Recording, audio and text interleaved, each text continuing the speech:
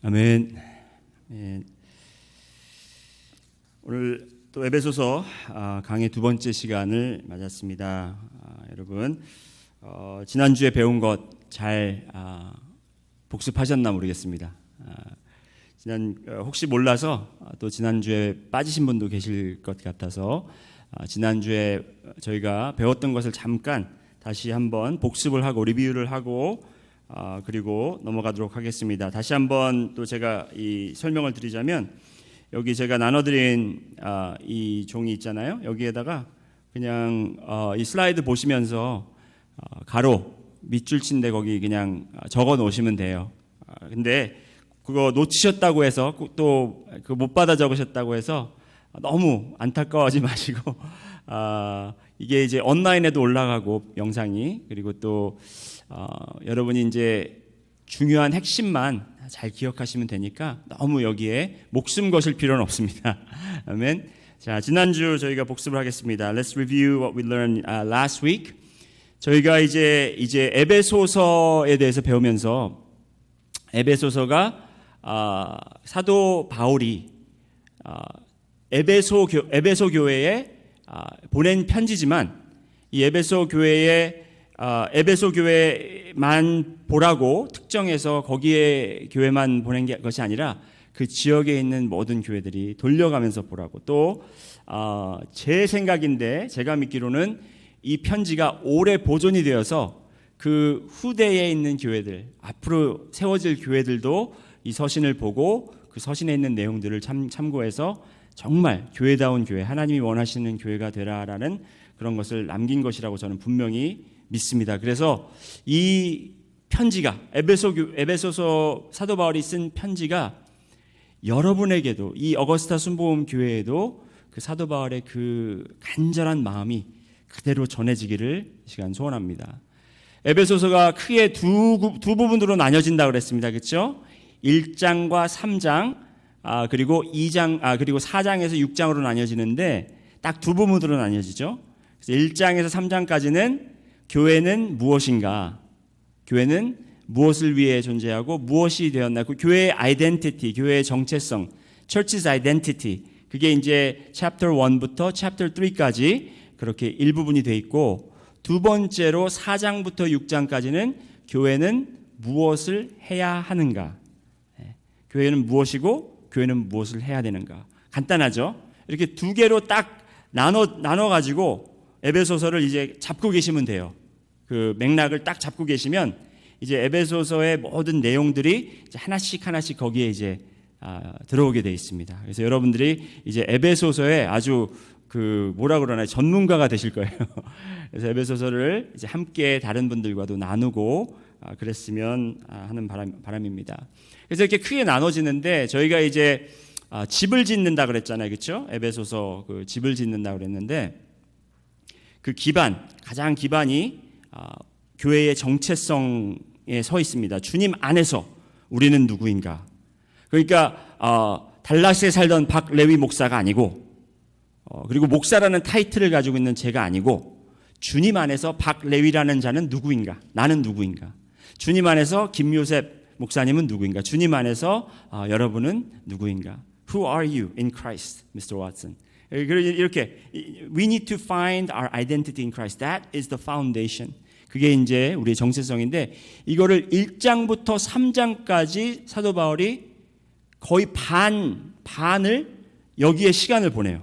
여기에 투자를 하는 거예요. 그만큼 정체성이 중요하다는 것입니다. 우리의 정체성을 흐트리려고 그러고 우리가 무엇을 해야 되는지 몰라서 교회가 영어로 표현하면 busybody, 그냥 바쁘게 움직이긴 하는데 정말 우리의 에센스, 우리의 본질을 잊어버리고 그렇게 다른 것에 분주하여서 살아갈 때가 있다는 것입니다. 그래서 우리 정체성을 분명히 가져야 되는데 우리가 1장 그 1절부터 14절까지 지난주에 보면서 우리는 신령한 복을 받은 자다.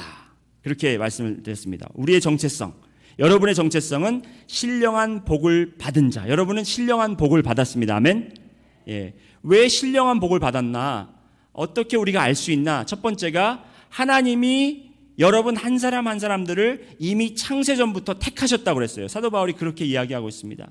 창세전부터 모든 걸 아셨어요. 하나님은 모든 것을 아시고 계획하시고 그 계획 안에 여러분을 사용하시려고 여러분을 택하시고 이 땅에 오게 하시고 지금까지 이렇게 성장하시고 자라시고 나이 드시고 이렇게 경험하시고 모든 과정들이 주님의 택하시고 주님의 선택하신 과정 속에 지금 여러분이 있다라는 사실입니다. 그래서 우리가 택하심을 받은 나는 chosen, I am chosen. That's my identity. chosen. 그리고 구속을 얻었다. 이 말은 redeemed. 나의 죄가 사하여졌다라는 것입니다. 내 죄가 정말 얼마나 큰지. 지난주에 그 목사님 이야기했잖아요. 그 목사님이 나쁜 소문에서 괴로워하고 있었는데 하나님이 그 목사님에게 사람들이 너에게 나쁘게 이야기하는 것이 네가 정말 너의 실제 모습보다 더 좀 낫다. 그렇게 말씀하신 그 책망을 듣고 그분이 회개하면서 나왔다고 제가 말씀드렸잖아요. 우리는 정말 용서받을 수 없는 사람입니다. 우리는 부끄러운 자들이고 우리 안에 선한 것이 하나도 존재하지 않아요. 네, 그런데 그런 사람들 하나님께서 택하시고 구속하셨다는 것입니다. 그렇기 때문에 우리는 복받은 거죠. 네. 그리고 세 번째로 우리를 택하시고 씻으셔서 뭘 했냐면 하나님과 하나 되게 하셨어요. 하나 되게 하셨다는 거예요. 이제 이게 에베소서 5장에 가면 남편들이 아내에게 이제 물로 씻고 정결케 하여 이제 연합되는 그 모습이 나오거든요. 그거랑 마찬가지입니다. 예수님은 인간과 하나가 될 수 없는 그런 거룩하신 신령하신 분이신데 우리 같은 죄인들을 구속하셔서 우리와 하나가 되시고 우리에게 비밀을 알려주시고 우리의 그 놀라운 계획을 알려주신다는 겁니다. 그러니까 교회가 그냥 너희들끼리 잘 먹고 잘 살아라 해서 세워놓은 그런 게 아니라 하나님의 이 세상을 향한 그 놀라운 계획, 비밀스러운 계획을 이 교회를 통해서 알게 하시고 교회를 통해서 이룩하시는 것이 하나님의 방법이시라는 겁니다. 그래서 우리가 택하심을 받은 그리고 우리가 구속을 얻음 그리고 우리가 예수님과 하나가 됨에 대한 것을 분명히 아셔야 됩니다. 아멘. 자, 이 정체성이 굉장히 길어요. 그래서 여러분 여러 가지가 있는데 오늘 또 그 후반 부분을 여러분과 나누도록 하겠습니다. 그래서 15절부터 23절까지 우리 마지막 절까지 오늘 한번 살펴볼 텐데 우리가 이제 신령한 복을 받았다. 하나님께서 우리 안에 역사하신 것이라면 우리 안에 하신 거죠. What He has done in us. 우리가 아무것도 안 했을 때 하나님께서 우리에게 이렇게 우리 안에 그냥 하나님의 권위대로 하나님의 주권대로 마음대로 하시고 우리를 선택하시고 우리를 씻으시고 하나님 예수님과 하나로 만드셨잖아요. 이 다음 15절부터 나눌 말씀은 우리에게 어떠한 것을 주셨나? What is done to us? 첫 번째는 What is done in us, inside of us. What is done to us? 그거를 이제 오늘 여러분과 나누기를 원합니다. 다시 말해서 더 쉽게 설명드리자면 자녀가 태어날 때 우리 아이들이 태어날 때 아이들이 자기들이 한 게 있습니까? 없죠.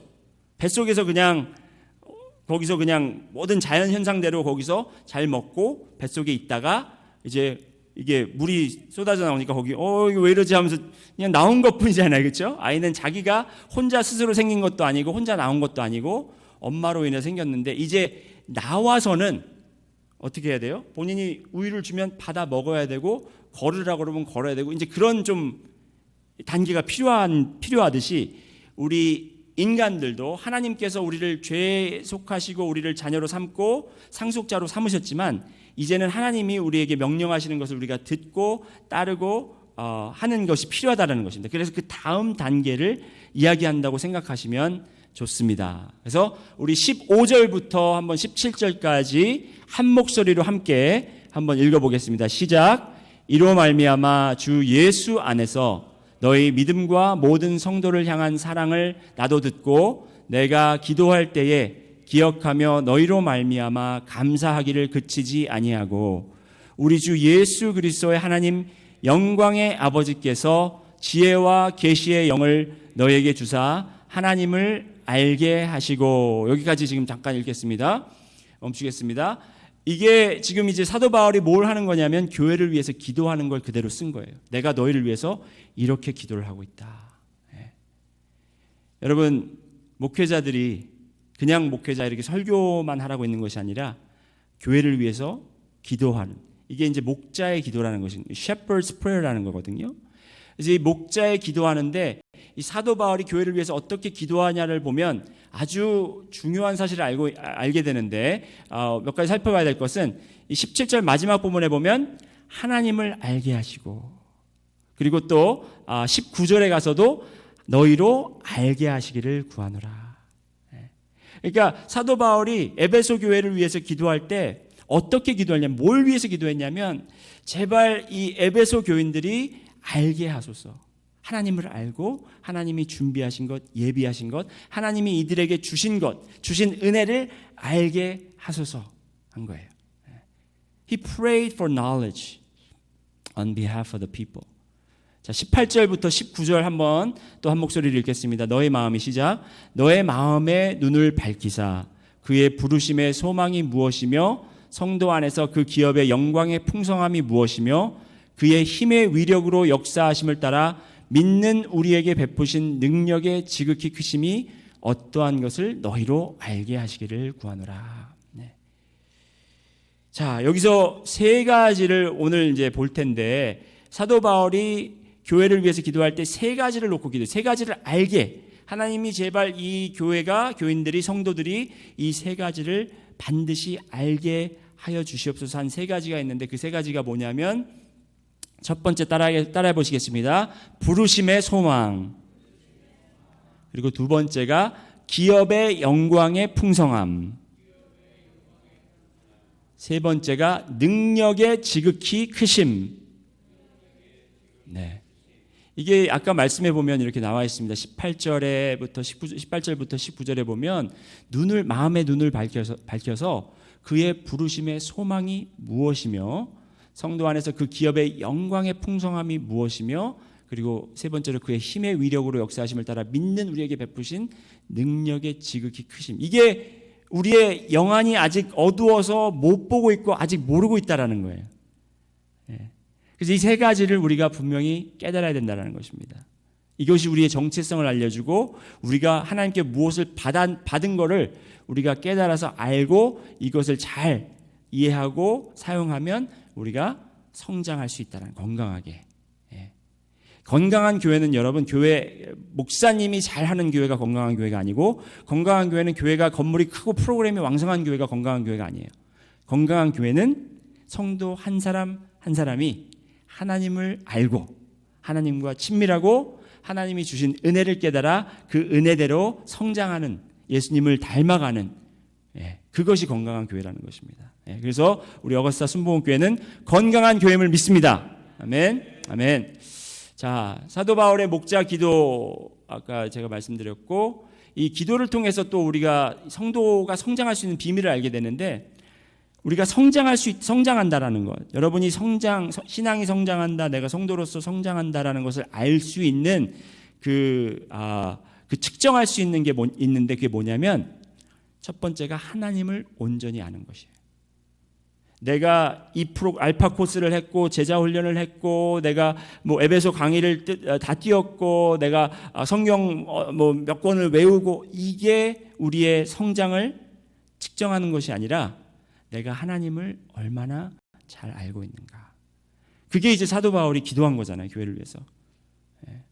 사도 바울은 자기를 알라고 기도하지 않았어요. 제발 이 교인들이 내 마음, 내 심정을 저는 목회자 때 가끔 그런 마음을 많이 가졌거든요. 왜 이 성도들은 내 마음을 몰라줄까? 제발 하나님 제 마음을 좀 알게 해주세요. 억울해요. 막 이게 아닌 거예요. 그러니까 그게 아니고, 사도 바울은 성도들이 하나님의 마음을 알고 하나님의 뜻을 알고 하나님의 계획을 알고 하나님이 누구신지를 정확히 아는 것을 바랬습니다. 그래서 우리가 하나님을 온전히 알 때 우리가 성장할 수 있다는 것이고, 그리고 그 두 번째 비밀이 뭐냐면 오직 하나님의 영만이 하나님을 알 수 있도록 우리의 마음을 밝힐 수 있다는 것입니다. 그러니까 우리가 아무리 성경 공부를 많이 해도 하나님의 영이 돕지 않으시면 우리가 알 수 없어요. 그게 이제 사도 바울이 그들의 영의 눈을 밝히사 그러잖아요. 그렇죠? 하나님께서 영이 하나님의 영이 그들의 눈을 밝히사 했듯이 하나님의 영이 우리를 밝혀줘야 되는데 이것은 어떻게 할 수 있냐면 영의 마음이 밝아지도록 우리가 기도를 해야 되고 우리가 중보를 해야 된다는 것입니다. 여러분 주위에 여러분이 사랑하는 자녀나 아니면 남편이나 아니면 이웃이나 너무 하나님을 알기를 여러분이 간절하잖아요. 그래서 막 여러분이 전도도 해보고 성경 말씀도 가르쳐보고 또 막 논쟁도 해보고 그러는데 안 돼요. 왜 안 되는지 아세요? 여러분이 하려고 그러기 때문에 그러는 거예요.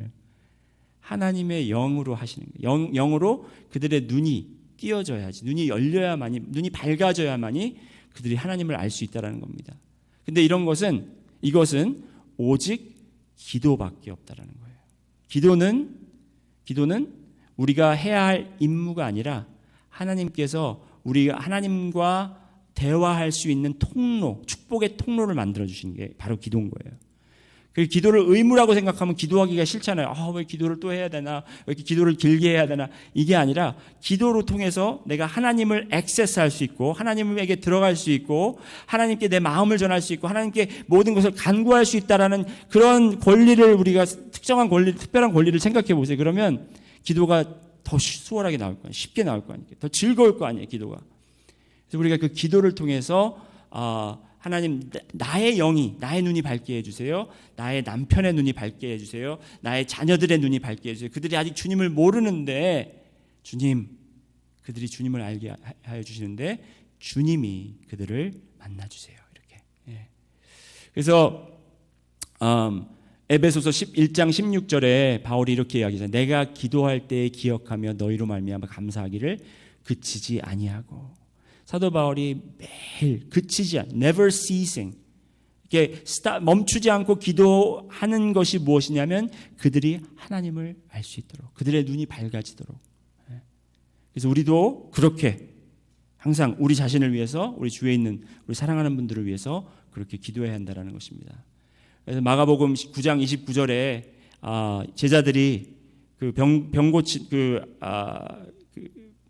귀신이 든 아들을 데리고 온 아버지가 귀신을 쫓아달라고 하는데 못 쫓다가 예수님께서 쫓으시는 걸 보고 나중에 비밀스럽게 찾아와서 예수님께 묻잖아요. 예수님 왜 저희들은 그 병마를 쫓지 못했습니까? 하니까 예수님께서 이르시되 기도 외에 다른 것으로는 이런 종류가 나갈 수 없느니라.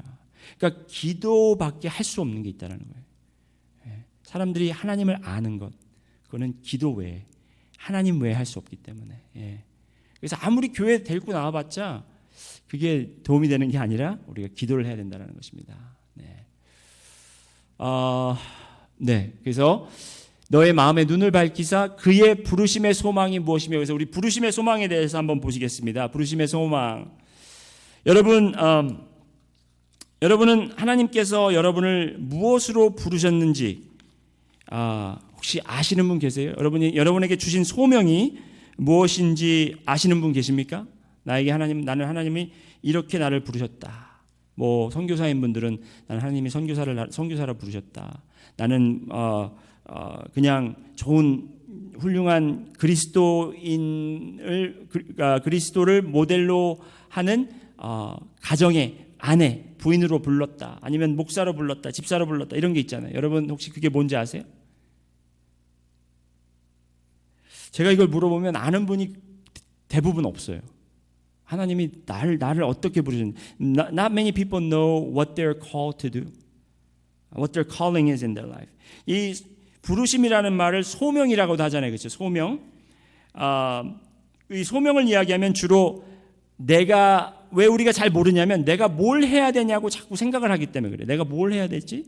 하나님이 나한테 주신 걸 가지고 내가 뭘 해야 돼? 내가 선교를 가야 되나? 내가 아니면 비즈니스맨이 돼야 되나? 아니면 내가 도대체 뭘 해야 되나?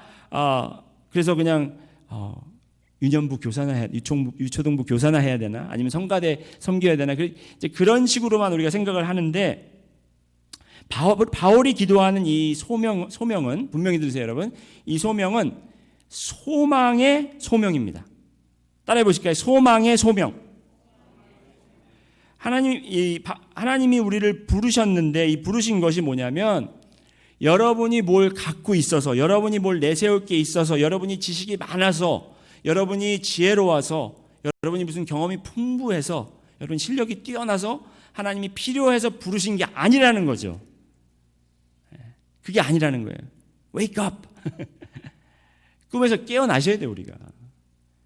우리는 가끔 착각할 때가 있습니다. 하나님께서 내가 필요하시니까 나를 부르셨구나. 저는 그냥 제가 목회자가 된다고 생각했을 때, 그래, 내가 잘하는 게 이런 게 있으니까 이거를 하나님께서 사용하시려고 부르셨구나라고 생각했는데, 점점 제가 목회를 오래 하다 보니까 결국에 깨닫는 게 뭐냐면, 그것 때문에 부르신 게 아니라 내가 가진 게 아무것도 없기 때문에, 내가 내세울 게 아무것도 없기 때문에.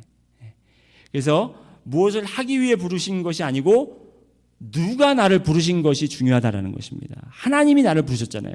그 하나님이 부르신, 그러니까 제가 누구를 이렇게 부르면 왜 불렀는지가 중요한 게 아니라 누가 불렀는지가 중요하다라는 겁니다. 그 누가 불렀다, 하나님이 우리를 부르셨다라는 것. 그래서 이 소망이라는 단어가 헬라어로 엘피스라는 단어거든요. 엘피스. 이 단어는 뭐냐면 미래에 대한 확신이에요. 아직 일어나지 않았지만 그 미래에 어떠한 일이 있을지를 분명히 우리가 확신해서 거기에 확신을 갖는 그 마음을 소망이라고 하는 거예요. 그냥 희망사항이 아니고, 그러니까 왜 마리아가 예수님이 나사로가 죽었을 때 이제 늦게 찾아오셨잖아요. 그러니까 예수님을 책망하듯 말하면서 예수님이 여기 계셨으면 우리 오라버니가 죽지 않았을 것입니다. 그러니까 예수님께서 너희 오라버니는 죽지 않았다. 그랬더니 뭐라 그래요? 맞습니다. 앞으로 장래에는 그럴 수 있지만 지금은 죽었잖아요. 약간 그냥 장래 희망사항을 이야기하는 거죠. 장래 희망사항 정도. 그렇지만 우리에게 말씀하시는 것, 하나님께서 약속하신 것은 이미 이루어진 것이고, 하나님께서 우리에게 영생을 주신 것은 그냥 우리가 긴가민가 앞으로 가면 있을까 말까 그게 아니라 분명히 하나님께서 믿는 자마다 그 예수 그리스도 이름을 부르는 자마다 영생을 얻으리라고 주님께서 분명히 말씀하신 것이고 약속하신 것이라는 것입니다. 그래서 거기에 대한 소망 때문에 내가 소망의 부르심을 받았다라는 것입니다. 이제 최근에 이제 슈퍼히어로 영화들이 많이 있잖아요. 그 어벤져스도 있고 저스티스 리그 뭐 그런 영화들이 있는데, 요즘에는 이제 슈퍼히어로도 혼자 안 놀고 같이 놀아요. 그러니까 이제 대충 내용이 이렇잖아요. 외계에서 아주 무시무시한 그 힘을 가진 그 능력자가 지구를 노리고 이제 내려오는데, 슈퍼히어로 한 사람으로 안 되니까 그 슈퍼히어로 가진 능력들을 가진 슈퍼히어로들을 모아서 그룹을 구성을 하잖아요. 그러면 그 사람들을 딱 보면 이제 소망이 있다고 생각을 하는데, 그거는 여기서 이야기하는 소망이 아니에요. 그냥 싸울만 하겠다, 할만 하겠다, 대적할만 하겠다 이 정도지. 그리고 영화니까 우리가 생각에 이기겠지 이 정도지. 하나님에 대한 소망은 그 정도가 아니라 하나님이 우리에게 이 정도로 해주시겠다 그게 아니라, 이것은 분명히 하나님께서 우리에게 승리를 주셨고 안전함을 주셨고 영생을 주셨다라는 사실을 우리가 분명히 믿어야 되는 것입니다. 그래서 하나님께서 우리를 부르신 것은, 이 부르심의 소망이라는 것은 우리는 다 하나님께 부르심을 받았어요. 그러니까 꼭 선교사들만 부르심을 받은 게 아니고 목회자들만 부르심을 받은 게 아니에요. 여러분 모두 주님을 믿는 자라면 everyone who believes in Christ is called by God. 근데 그 어디로 부르심을 받았냐? 하나님이 주신 그 소망으로 부르심을 받았다는 것입니다. 우리는 그 소망 안에 부르심이 있고, 우리는 그 소망 때문에 우리 오늘도 살아갈 수 있고 내일의 희망이 우리가 있는 것입니다. 소망 때문에. 그것이 바로 하나님의 약속에 대한 소망입니다. 두 번째가 기업의 풍성함인데 18절 후반에 보면 성도 안에서 그 기업의 영광의 풍성함이 무엇이며, 우리가 지난주에도 11절 이야기하면서 우리는 상속자라고 그렇게 말씀을 제가 나눴잖아요. 우리는 하나님의 기업을 얻을, 하나님의 예수님께 주어져야 하는 기업을 우리가 함께 나누는 권리를 가졌다고 말씀드렸습니다. 그런데 18절 후반절에 나오는 성도 안에서 그 기업의 영광의 풍성함이 무엇인 것을 사도 바울이 간절히 기도하면서 이걸 알게 하옵소서 하는 이게 뭐냐면 우리가 하나님께 물려받을 기업이 무엇인가 그게 아니에요. 그게 아니더라고요. 처음에는 저도 하나님께 우리 상속받을 하나님은 부자시니까 하나님은 가지신 게 많으니까 뭐 천국도 뭐 땅이 다 보석으로 돼 있고 그러니까 거기서 보석 몇 개 떼어주시겠지 이 정도로 생각을 했는데 그런 차원의 기업이 아니고요. 여기서 말하는 기업, 그러니까 성경에서 하나님의 기업이라고 그러면 세 가지가 있습니다. 세 가지. 첫 번째가 하나님의 기업, 하나님의 기업을 이야기할 때 세 가지인데 첫 번째가 하나님의 기업은 하나님 자체입니다. 우리가 물려받을 하나님의 기업은 하나님 그분이 우리의 기업인 것입니다. 우리는 하나님을 소유할 수 있고 하나님과 함께 할 수 있는 그것이 바로 우리가 물려받는 가장 값진 소유라는 것이죠. 두 번째가 영생, 우리가 얻지 못할 그 영생, 그 천국을 우리가 천국을 하나님의 기업으로 받을 수 있고 세 번째가 약간 이제 좀 트리키한데 그 세 번째가 뭐냐면 바로 이것은 우리가 하나님에게 받는 기업이 아니고 하나님의 기업이에요. 하나님의 기업. 다시 말해서 God's inheritance. God's inheritance가 뭐냐면 하나님에게 속한 기업이 뭐냐면 그것이 바로 여러분이라는 거예요. 여러분이 하나님의 기업이라는 거예요. 그래서 여기서 이야기하는 성도 안에서 그 기업의 영광의 풍성함이 무엇이냐면 바로 교회를 이야기하는데 믿는 사람들을 이야기하는 거예요. 이것이 하나님의 기업인 거예요. 그러니까 우리가 물려받는 것이 아니라 우리가 왜 하나님의 그런 귀한 존재가 됐는지 여러분은 하나님에게 귀한 존재인 것입니다. 여기 첫 번째 단어 보세요, 여러분. 18절 후반절에 뭐라고 되어 있습니까? 누구 안에서? 성도 안에서. 성도. 따라해 보실까요? 성도. 성도가 영어로 뭐냐면 saint예요. saint. 거룩한 사람. 여러분을 귀한, 존귀하고 거룩한 자라고 하나님께서 말하고 계세요. 내가 정말 아무것도 아닌 내가 하나님이 보실 때 귀하고 값진 자라는 거예요. 여러분이 정말 여러분이 우리 자유 시간에도 배웠잖아요. 여러분의 부모님이 아유 이 못난 놈, 못난 것, 비읍시옷, 막 이렇게 욕을 하면서 그렇게 부르고 막 우리를 깔아 뭉개려고 하여도 변하지 않는 것은 우리 모두가 하나님의 값진 소유물이라는 거예요. 여러분이 하나님의 기업이 되셨다는 거예요. 우리 모두가. 나의 잘남, 나의 실력, 나의 지식 때문에 하나님의 영광의 기업이 되는 것이 아니라 우리가 귀한 이유, 잘 들어보세요. 여러분이 귀한 이유, 여러분이 정말 귀한 성도가 되고 하나님의 기업, 그 영광의 풍성함이 된 이유는 뭐냐면 하나님께서 가장 값진 아들의 보혈로 여러분과 저에게 투자하셨기 때문입니다. 여러분의 귀한 이유는 하나님이 가장 귀한 값을 여러분에게 투자하셨기 때문에 그렇다는 것입니다. 옛날에 어떤 부자가 있었습니다. 그에게는 사랑하는 아들이 있었어요. 이 부자는 굉장히 예술을 사랑하는 사람이라서 그 그림을 수집하는 걸 굉장히 좋아했습니다. 그래서 비싼 돈을 주고 그 유명한 반고호라든지 렘브란트라든지 그 피카소라든지 마이클앤젤로 그런 사람들의 작품들을 모아가지고 그 집에다가 다 이렇게 걸어놓으면서 그 아들과 함께 그것을 감상하고 하는 것을 굉장히 즐겨했던 사람이에요. 그런데 하루는 나라에서 편지가 하나 전해집니다. 그 편지 내용이 뭐냐면 지금 전쟁이 있기 때문에 이 몇 살 그에 속한 사람들은 지금 전쟁에 참여해야 된다. 그래서 그 아들이 전쟁에 가게 됐습니다. 군인으로 뽑혀서 전쟁에 가게 됐습니다. 날마다 이 아버지는 하나님을 믿는 사람이었어요. 그래서 날마다 아들을 위해서 기도하고 날마다 아들의 안전을 위해서 기도하고 3개월이 지나고 6개월이 지나고 1년이 지나고 2년이 지나고 정말 아들이 안전하게 돌아오기만을 기다렸는데 어느 날 집 밖에 누가 문을 두드리는 소리를 들었어요. 그래서 아버지가 문을 열었습니다. 그랬더니 어떤 젊은 청년이 밖에 이렇게 큰 액자를 하나 포장을 해가지고 서 있는 거예요. 그러면서 이 아버지가 이제 안으로 초청을 했죠. 그래서 어떻게 오게 됐냐 그랬더니 이 젊은 청년이 하는 말이 저는 당신의 아들과 함께 전쟁에 참석했던 군사 중 한 사람이었습니다.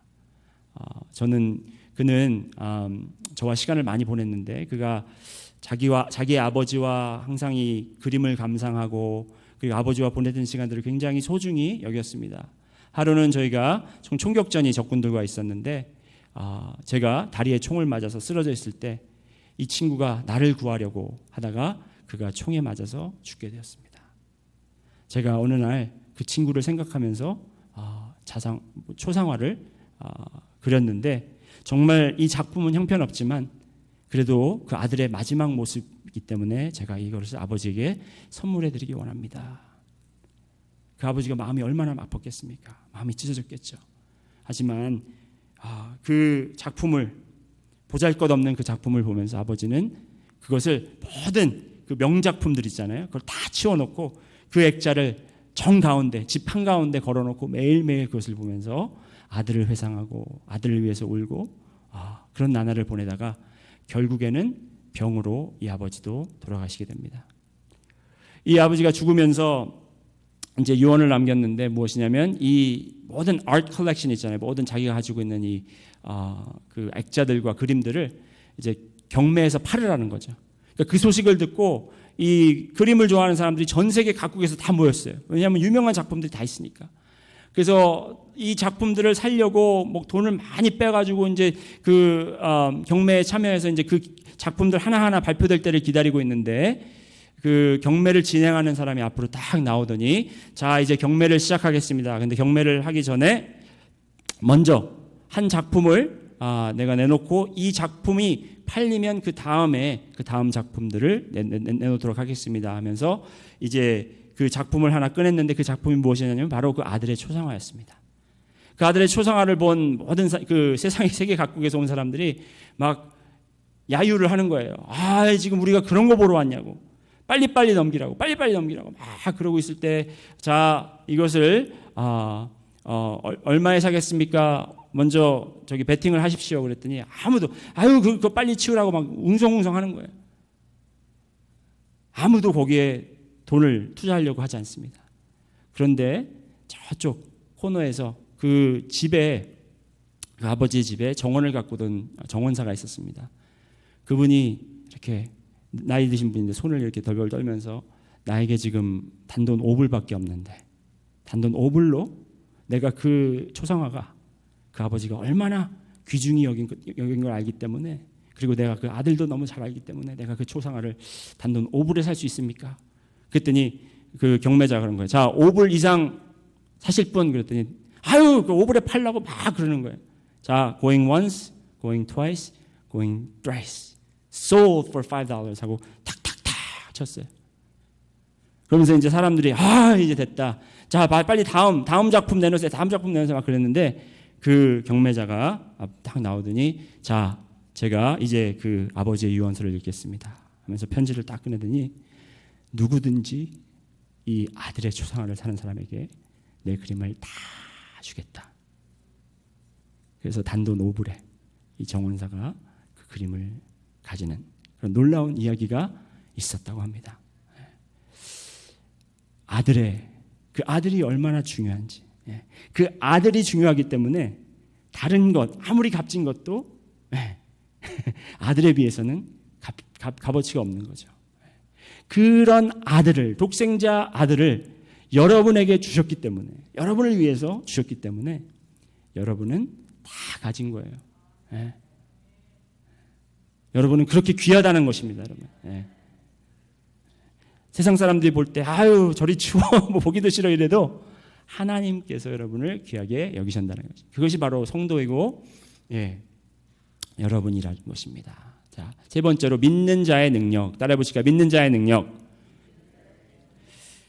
그의 힘의 위력으로 역사하심을 따라 믿는 우리에게 베푸신 능력의 지극히 크심이 어떠한 것을 너희로 알게 하시기를 구하노라.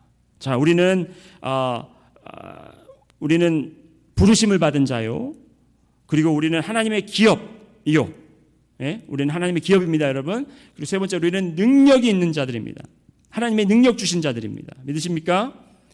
여러분, 근데 어떤 능력 원하십니까? 하나님께서 여러분에게 능력을 허락하신다면 어떤 능력을 원하시겠어요?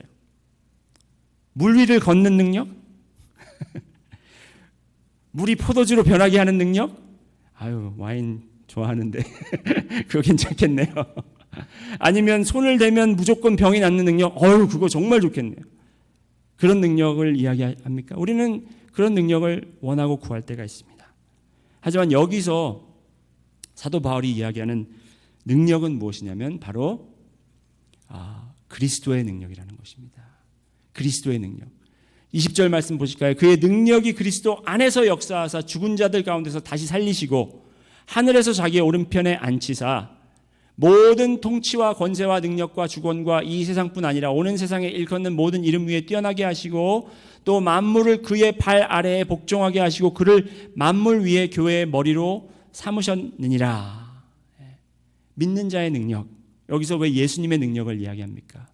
왜냐하면 제가 마태복음 28장 이야기를 하면서 예수님의 권세, 모든 권세에 대해서도 말씀드렸었죠. 권세는 우리에게 있는 권세가 아니고 예수님의 권세.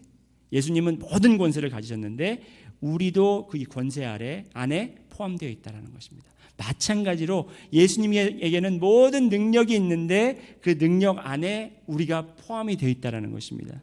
그리고 그 능력 되시는 예수님께서 교회의 머리가 되셨다라는 거예요. 그리고 여러분은 교회의 몸이라는 것입니다. 여러분, 머리에 능력이 있으면 몸은 어떻게 돼요? 덕을 보죠. 당연히 그 능력, 머리만 능력이 있다고 머리만 작작하고 이렇게 커지는 게 아니잖아요. 머리에서 능력을 발휘하니까 모든 몸이 덕을 보는 거예요. 그렇듯이 내가 능력이 없어도 예수 그리스도가 능력이 있으시기 때문에, 그리고 그가 머리시고 나는 그의 안에 거하고 그에게 붙어 있기 때문에 나에게 생명이 있고 나에게 똑같은 능력이 있는데, 그 능력이 무슨 능력이냐면 여기서 특별히 이야기하는 것은 죽었다가 살아나는, 다시 부활하는 그 능력이라는 것입니다. 죽음도 이기는, 다른 능력 다 필요 없습니다. 죽음도 이기는 그 능력을 우리에게, 교회에게 주셨다는 것입니다. 그래서 우리 교회는 정말 어떠한 핍박이 오고 어떠한 위협이 우리에게 닥쳐도 전혀 흔들림이 없어야 돼요. 왜? 예수 그리스도가 우리의 머리시기 때문에.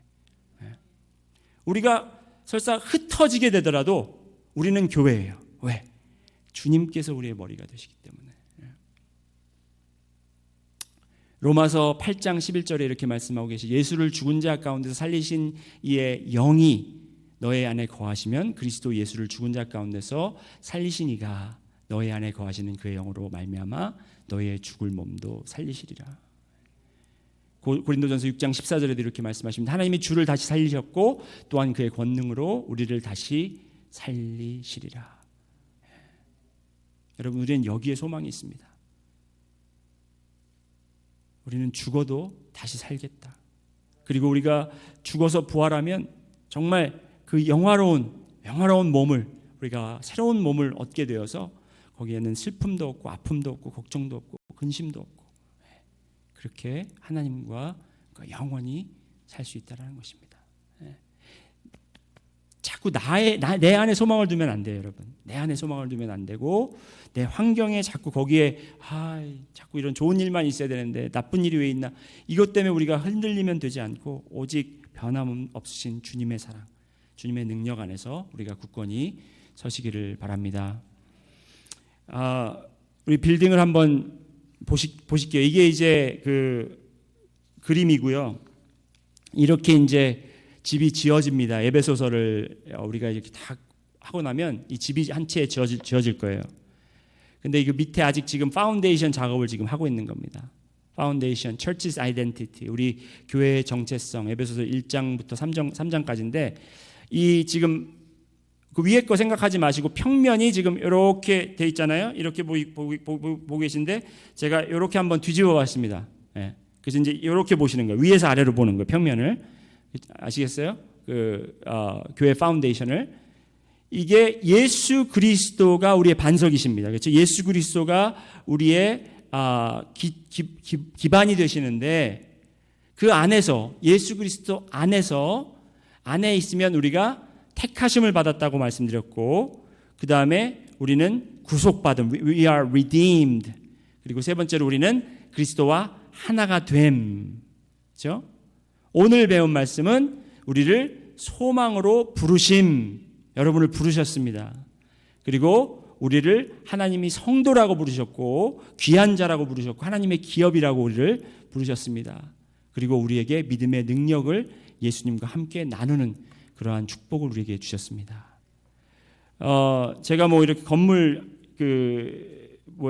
아키텍을 공부를 하지 않았기 때문에 잘 모르지만 이 건물들 질 때 보면은 이 땅에 이제 땅을 파운데이션을 잘 이제 짓기 위해서 땅을 평평하게 하고 그 위에다가 이제 이런 프레임을 해놓고 거기에다 막 철조망을 치잖아요. 그 철조망을 막 친 다음에 그 위에 이제 슬랩을 이제 붓습니다. 예, 그렇듯이 이제 그걸 생각하시면 돼요. 이제 여기를 더 지금 채워야 됩니다. 아직 3장까지 가야 되기 때문에 이 안에 더 채우고 거기에다 이제 콘크리트를 우리가 채워야 이제 그 위에다가 이제 교회가 해야 할 것들을 이제 하나씩 세워가는 거예요. 그래서 이거를 잘 기억을 하셨다가 여러분이 이게 다른 남의 얘기하는 게 아니에요. 이게 바로 여러분을 이야기하는 것이고 우리 어거스타 순복음 교회를 이야기하는 것이라는 것을 분명히 아시기를 바랍니다. 네, 기도하시겠습니다. 우리를 죄에서 구하시고 또 우리를 자녀 삼으시고 또 정말 아무것도 내세울 게 없는 저희들을 죄인 되고 원수된 저희들을 주님께서 자녀로 삼으셔서 정말 주님의 기업으로 삼으시고 주님께서 정말 저희에게 축복을 내리시고 예수님의 모든 기업과 또한 예수님의 능력을 우리에게 함께 나눠주심 그 은혜 정말 저희가 말로 형용할 수도 없고 저희가 이해하기도 불가능합니다. 하지만 주님 저희가 말씀에 그것을 분명히 붙잡고 그 말씀 위에 서서 누가 뭐라고 할지라도 이 세상이 어떻게 변할지라도 저희가 그 말씀 안에서 변치 않고 굳건히 주님을 붙잡고 나갈 수 있도록 인도하여 주시옵소서. 지금 이 어거스타 순복음 교회 모든 성도님들 한 사람 한 사람마다 그리고 교회가 연합해서 하나로 그렇게 지금 다시 한번 파운데이션 작업부터 시작해서 교회가 세워지길 원합니다. 주여 주님께서 튼튼히 세워주시고 건강하게 세워주셔서 정말 이 교회를 통해서 주님의 영광이 드러나기를 소망합니다. 이 모든 말씀 살아서 역사하시는 우리 주 예수 그리스도 이름으로 기도드렸습니다. 아멘. 우리 주님 가리켜 주신 기도로 예배 마치겠습니다. 하늘에 계신 우리 아버지여 이름이 거룩히 여김을 받으시오며 나라의 마옵시며 뜻이 하늘에서 이루어진 것 같이 땅에서도 이루어지다. 오늘날 우리에게 일용할 양식을 주옵시고 우리가 우리에게 죄 지은 자를 사하여 주신 것 같이 우리 죄를 사하여 주옵시고 우리를 시험에 들게 하지 마옵시며 다만 악에서 구하옵소서. 대개 나라와 권세와 영광이 아버지께 영원히 싸움나이다. 아멘. 아멘. 좋은 밤 되시고 조심히 돌아가시기를 바랍니다.